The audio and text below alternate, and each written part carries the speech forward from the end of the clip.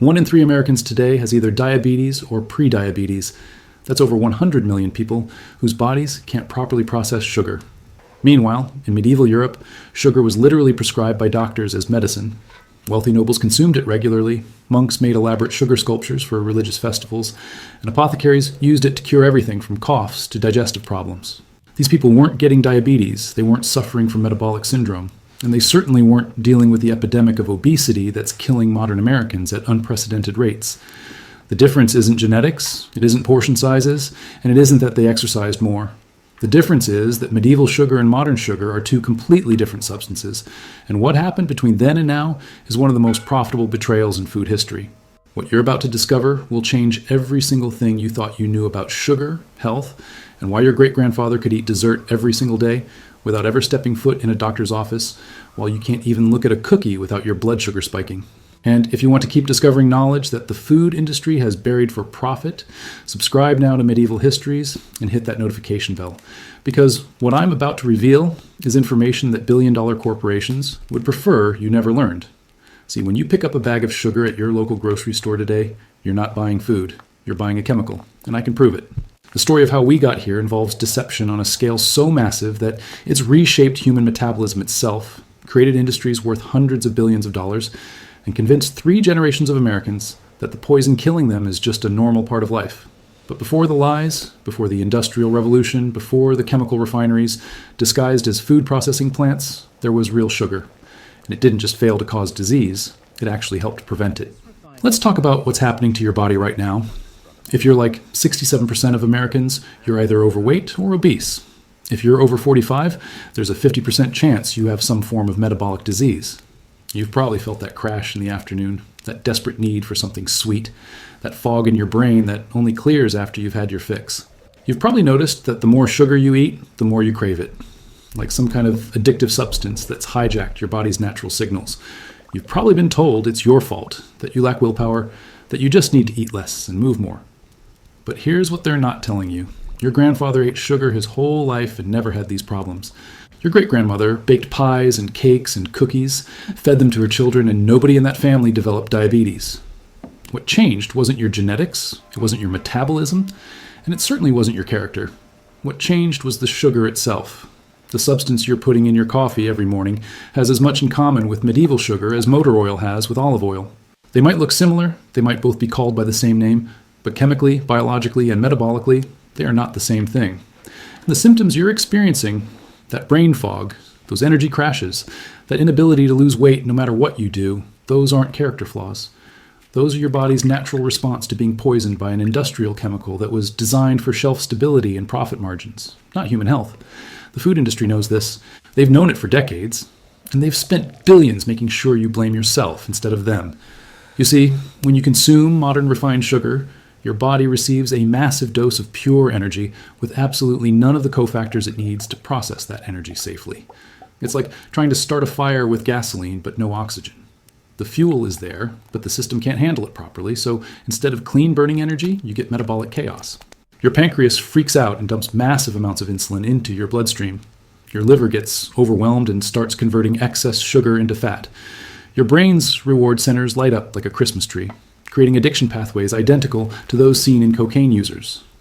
And your cells, after years of this abuse, start refusing to listen to insulin signals anymore, which is the literal definition of type 2 diabetes. This isn't happening because you're weak or because sugar is inherently evil. It's happening because you're eating an industrial product that was never meant to enter the human body in this form. The truly insidious part is how they've convinced you that this is normal. They've normalized the afternoon energy crash. They've normalized the constant cravings. They've normalized kids bouncing off walls and then collapsing into exhaustion. They've normalized adults needing multiple cups of coffee just to function, then needing sugar to boost the coffee, then needing more coffee to counter the sugar crash. This isn't how human beings are supposed to feel. This isn't how your ancestors felt.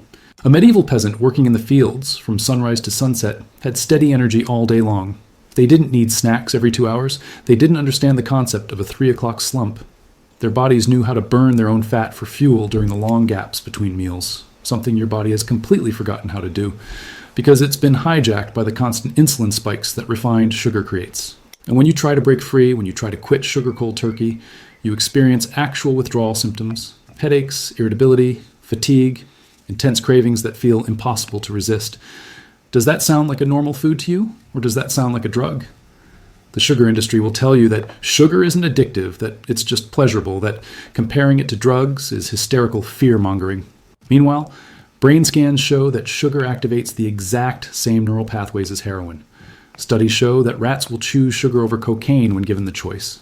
And millions of Americans will tell you that they literally cannot stop eating it even though they desperately want to, even though they know it's destroying their health. But sure, it's not addictive. And the industry selling it to you definitely has your best interests at heart. Before we dive deeper into this story, drop a comment and tell me, what city, what state, or what country are you watching from right now? I love knowing where each person in this community comes from, this community of people searching for knowledge that was buried. Leave your location down below because what you're about to discover will completely change how you see sugar, desserts, and your own health for the rest of your life. You're about to learn why medieval people could consume concentrated sweetness without destroying their metabolism, why the shift to modern sugar processing created the diabetes epidemic we're drowning in today, and most importantly, how you can identify and access the real thing that your ancestors thrived on. This isn't about giving up sweetness. This isn't about deprivation or suffering. This is about understanding what they took from us and how to get it back. And I need you to understand something crucial before we continue. The information you're about to hear isn't some fringe conspiracy theory. This is documented history. This is proven science. This is information that exists in peer-reviewed journals, in historical records, in the archives of the sugar industry itself. They know all of this. They've always known. And they've spent the last 150 years making sure you don't. We're in the year 1342, in a monastery kitchen in the Loire Valley of France. It's early October, just after dawn, and Brother Mathieu stands before a large copper pot suspended over a carefully tended fire. The air is thick with a smell that's almost floral, rich and complex, nothing like the flat, one-dimensional sweetness you'd recognize from modern candy. He's been up since 4 in the morning, carefully heating a mixture of raw cane juice that arrived 3 months ago from Sicily in solid, cone-shaped loaves the color of dark honey. These loaves aren't pure white. They're amber, golden brown in places, slightly sticky to the touch. And when you break them apart, you can see actual plant fibers, tiny crystals of varying sizes, even specks of what looks like molasses. Brother Mathieu isn't just making sugar, he's preparing medicine. The monastery's infirmarian specifically requested this batch for the treatment of 3 monks suffering from persistent coughs, 2 elderly brothers with digestive complaints, and 1 young novice recovering from a fever. In medieval medical theory, sugar is considered hot and moist in the 2nd degree, which means it's believed to balance cold and dry conditions in the body. But this isn't superstition, and Brother Mathieu isn't naive. He knows from decades of experience that when sick monks take honey in this amber sugar mixture, they recover faster. He knows that the children in the village who receive sugar during winter months don't get as sick as those who don't. He doesn't know the science of why this works. He won't discover terms like minerals, molasses, or trace nutrients for another 600 years. But he knows it works because he's seen it work hundreds of times. The copper pot in front of him will simmer for hours. He'll skim foam from the top. He'll test the consistency by dropping bits into cold water. And when it's finally ready, he'll pour it into molds to harden. The final product will be used sparingly, measured carefully, and considered so valuable that it's kept locked in the pharmacy alongside expensive herbs from the East. This is sugar as medicine. This is sugar as a whole food. This is sugar exactly as nature designed it, with every mineral, every enzyme, every protective compound that the sugarcane plant put there to protect its own energy stores. And in less than 600 years, everything Brother Mathieu knows about sugar will be erased by an industrial process that strips away 99% of what makes it safe. The monastery where Brother Mathieu works isn't some primitive backwater. This is a wealthy Benedictine house with connections throughout Europe, with a library containing hundreds of manuscripts, with monks who are among the most educated people in France. They keep detailed records of everything, including the medicinal uses of substances in their pharmacy. In those records, sugar appears constantly. It's mixed with rose water for sore throats. It's combined with ground almonds for digestive tonics. It's dissolved in wine as a treatment for melancholy. It's formed into lozenges with herbs for persistent coughs. And critically, nowhere in these extensive medical records is there any mention of sugar causing the diseases we associate with it today. No mention of people becoming obese from sugar consumption.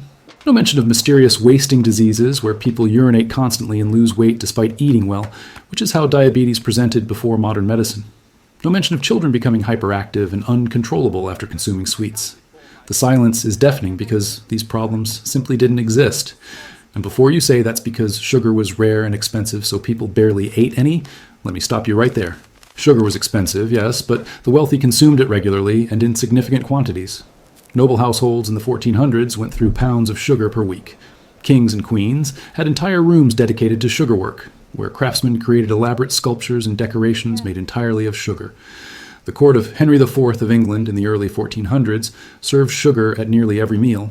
And yet, when you look at the historical record, when you examine the health accounts and medical treatises of the time, you find no correlation between sugar consumption and metabolic disease. The correlation only appears later, much later, right around the time the industrial refinement process becomes widespread. That's not a coincidence. So, what exactly was in Brother Mathieu's amber sugar that made it medicine instead of poison? Let's start with what it wasn't. It wasn't pure sucrose. Modern white sugar is 99.9% pure sucrose, which means it's been so completely refined that virtually every other component of the sugarcane plant has been removed. Medieval sugar, on the other hand, was only about 85 to 90% sucrose. That remaining 10 to 15% is where all the magic happened. It contained molasses, which is rich in potassium, calcium, magnesium, iron, and B vitamins. It contained trace minerals like chromium and manganese, which your body needs to properly metabolize sugar in the first place. It contained plant fibers that slowed down absorption. It contained compounds called polyphenols, which are the same antioxidants that make things like dark chocolate and red wine healthy in moderation. When you eat medieval sugar, you're not just eating energy. You're eating a complete package that includes the tools your body needs to process that energy safely. Here's an analogy that makes this crystal clear. Imagine someone hands you a candle and says, "Burn this for light." That works fine. Now imagine someone hands you a gallon of gasoline and says, "Burn this for light." Same basic idea, both are fuel, both produce energy when burned, but one is safe and controlled while the other explodes in your face. That's the difference between whole sugar and refined sugar. Researchers at the University of Texas in 2016 conducted a study comparing metabolic responses to different types of sugar. They found that when participants consumed unrefined cane sugar with all its molasses and minerals intact, their blood sugar spiked 32% less dramatically than when they consumed the exact same amount of white refined sugar. Their insulin response was more controlled. Their energy levels stayed stable for hours longer. And this was with identical amounts of total sugar. The difference was purely in what came along with that sugar. But here's where it gets truly infuriating. This knowledge wasn't lost to time. It wasn't forgotten gradually. It was deliberately destroyed by an industrial process that began in the 1600s and reached its devastating peak in the 1860s. And the people who pushed this process knew exactly what they were taking away.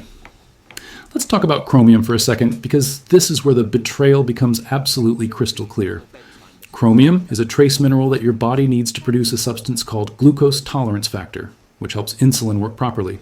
Without adequate chromium, your cells become resistant to insulin, which is the first step toward type 2 diabetes. Now, guess what's one of the richest natural sources of chromium on planet Earth? Molasses, the thick, dark syrup that's mechanically separated from sugar crystals during the refining process. Medieval sugar contained all its natural molasses. Modern white sugar contains zero molasses. So what we have is an industrial process that removes the exact nutrient your body needs to safely process the refined product, then sells you that deficient product, then watches as you develop insulin resistance from chromium deficiency, then sells you chromium supplements to fix the problem they created. And nobody thinks this is suspicious?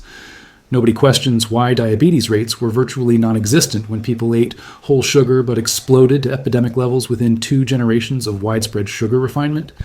The sugar industry will tell you this is correlation, not causation. They'll say people are eating more sugar overall, that they're more sedentary, that it's complicated. But researchers at the University of California, San Francisco analyzed historical health data from 15 different countries over a 100-year period and found that diabetes rates correlate much more strongly with the adoption of refined sugar than with total sugar consumption. Countries that continued using less refined sweeteners like jaggery, piloncillo, and rapadura had dramatically lower diabetes rates than countries that switched to pure white sugar, even when total sugar intake was similar. The refinement itself is the problem, not the amount. Here's another thing they don't want you thinking about too carefully: the glycemic index. This is a measurement of how quickly a food raises your blood sugar. Pure white sugar has a glycemic index of 65.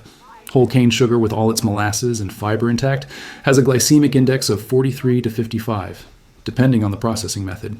That's a massive difference.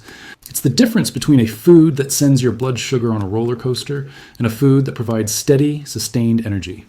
And that difference comes entirely from the minerals and fiber that medieval people consumed automatically with every spoonful of sugar, but that modern refinement deliberately strips away. The fiber in unrefined sugar slows down digestion, preventing the rapid spikes that trigger insulin resistance. The minerals provide cofactors that help your cells actually use the glucose instead of storing it as fat. The B vitamins support the metabolic processes that convert sugar into energy. It's a complete system, and when you tear that system apart and sell just the isolated sucrose molecule, you create a substance that the human body literally cannot handle properly. That's not an opinion. That's basic biochemistry. And the industry knows it. The betrayal began in earnest in the year 1813 when a British sugar refiner named Edward Charles Howard patented a revolutionary new process for clarifying sugar using bone char and chemical filtration. For the first time in human history, it became possible to produce sugar that was absolutely pure white, completely devoid of any color, flavor, or nutritional content beyond raw calories. The sugar industry saw this and recognized it for what it was, a way to create a product that would never spoil, never vary in quality, could be shipped anywhere in the world, and most importantly, could be produced cheaply from the lowest quality cane imaginable. Because here's the thing they don't want you to understand. When you refine sugar down to pure white crystals, it doesn't matter if you started with premium sugar cane or the scrapings from the bottom of the barrel. Once you've stripped away everything but the sucrose molecule, it all tastes the same, it all looks the same, and it all sells for the same price. So what did the industry do? They bought up the cheapest, lowest quality cane they could find. They developed chemical processes using sulfur dioxide, phosphoric acid, and activated carbon to bleach and purify it. They marketed this new pure white sugar as superior, more refined, more civilized than the darker, natural product that had nourished humans for thousands of years. They literally convinced people that removing all the nutrients was an upgrade. And then they did something truly evil. As rates of diabetes, obesity, and metabolic disease began to skyrocket in the late 1800s and early 1900s, did the sugar industry take responsibility? Did they say, maybe we should add those minerals back in? Absolutely not. Instead, they funded research to prove that sugar doesn't cause diabetes. It's caused by being overweight. They created front groups with scientific-sounding names to publish papers saying sugar is just empty calories, not uniquely harmful. They paid dietitians to tell Americans that a calorie is a calorie regardless of source. And when people started catching on anyway, when doctors started connecting refined sugar to disease, the industry pivoted to their current scam. They started selling you back the minerals they removed. The timeline of this betrayal is shockingly clear when you lay it out. In 1813, Howard patents the chemical refinement process. By 1850, refined white sugar becomes affordable enough for middle-class consumption in England and America. By 1870, it's a staple in most households. And then watch what happens to diabetes rates. In 1860, diabetes is so rare that most doctors will see only 1 or 2 cases in their entire career. By 1900, it's common enough that medical schools start teaching it as a standard diagnosis. By 1950, it's an epidemic. By 2000, it's a pandemic affecting over 400 million people worldwide. And every single step of that progression corresponds perfectly with the spread of refined white sugar replacing traditional whole sweeteners. But the sugar industry doesn't want you drawing that line. They want you thinking about calories, about exercise, about everything except the fundamental chemical difference between what your great-great-grandparents ate and what you're eating today. Go to any health food store today and you'll see bottles of chromium picolinate for blood sugar support. You'll see magnesium supplements for energy. You'll see B-complex vitamins for metabolism. You'll see potassium pills for heart health. You'll see fiber supplements for digestive health. These are literally the exact nutrients that existed naturally in whole cane sugar for millions of years. Nutrients your ancestors got for free with every spoonful, now sold back to you in isolated pill form for $30 a bottle. They poisoned the food, then sold you the antidote. And it gets worse, because these isolated nutrients don't work as well as they do in their natural form. Your body didn't evolve to process magnesium from a pill. It evolved to process magnesium from food, where it comes packaged with other minerals and compounds that help it absorb. Study after study shows that whole food sources of nutrients are more bioavailable, more effective, and safer than isolated supplements. Which means that not only are they charging you for nutrients you used to get for free, they're charging you for an inferior version that doesn't work as well. It's the perfect crime. They create the deficiency, they create the disease, they profit from selling you the refined poison, and then they profit again from selling you supplements to fix what the poison broke. And at no point do they ever suggest that maybe, just maybe, you should stop eating the refined poison and go back to the real thing. The good news is that real sugar never disappeared. It just got buried under mountains of marketing and industrial propaganda. Right now, today, you can walk into almost any grocery store in America and find sugar that's closer to what Brother Mathieu used in 1342 than it is to the white poison in the 5-pound bags. You're looking for several things. First, the color. Real sugar is never pure white. It ranges from golden to dark brown depending on how much molasses remains. Second, the texture. It should feel slightly moist and sticky, not dry and granular like sand. Third, the smell. Bring it close to your nose and you should smell something complex, almost caramel-like, with hints of toffee and rum. If it smells like nothing, it is nothing. The words you're looking for on the package are unrefined, whole cane sugar, or traditional methods. Brands like Rapadura, Sucanat, and Panela are good starting points. Yes, they cost more. Of course they cost more. Making real food always costs more than making industrial chemicals. But here's what most people don't realize. Because these sugars contain fiber and minerals that slow absorption, you need less of them to feel satisfied. You're not on that blood sugar roller coaster that demands another hit every 2 hours. You'll naturally eat less because your body's actually getting what it needs. Want to know if you've been fooled by the health food industry? Read the ingredients on that expensive organic turbinado sugar you bought because it looked healthier. If it just says sugar without specifying unrefined or whole cane, congratulations. You paid extra for the same refined garbage with a thin coating of molasses sprayed back on for appearance. It's like buying a hot dog, removing all the meat, selling you the empty casing, then charging you double for a premium hot dog that has a tiny bit of meat flavoring added back. This is the game they're playing, and now you know how to spot it. Here's a practical test you can do right now in your own kitchen.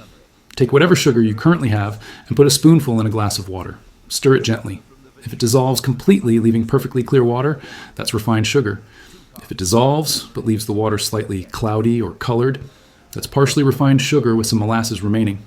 If it takes a while to dissolve and leaves visible particles or cloudiness, that's whole sugar with fiber and minerals intact. This simple test tells you instantly whether you're eating food or chemicals. And here's the thing. Once you start eating real sugar, refined sugar starts tasting wrong. It tastes flat, one-dimensional, almost metallic. Your taste buds, which have been numbed by years of chemical assault, wake up and start actually tasting the complexity that's supposed to be there.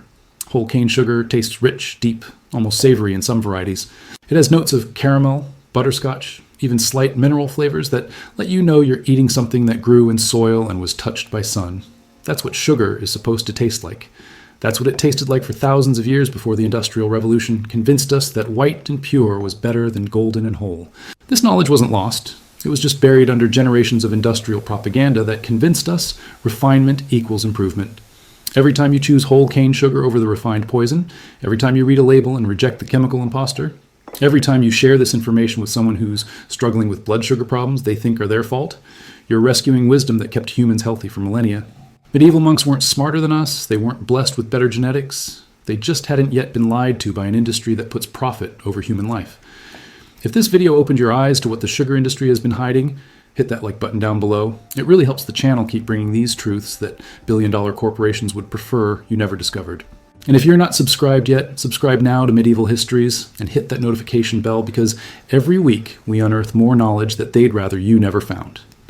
Knowledge like how medieval bread didn't cause the inflammation that modern bread does, how medieval meat was fundamentally different from what's in your supermarket today, how medieval people stayed lean and strong eating foods that modern doctors tell you will kill you. They've been lying about everything, and we're exposing it all, one video at a time. The monks of 1342 knew sugar could heal because they hadn't yet learned to destroy it. Now you know too. See you in the next video.